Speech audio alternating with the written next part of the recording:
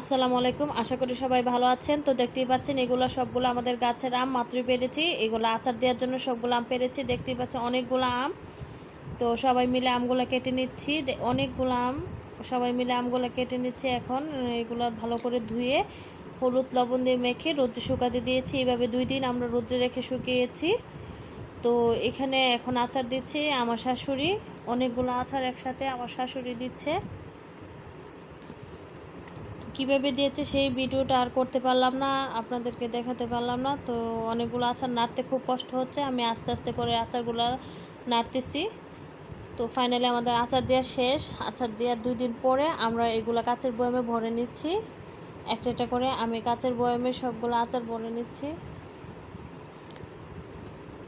এই তো দেখতেই পাচ্ছেন আচারগুলো ভরছি। খুবই মজা হয়েছে, আমার শাশুড়ির হাতের আচার খুবই মজা হয়। তো এই তো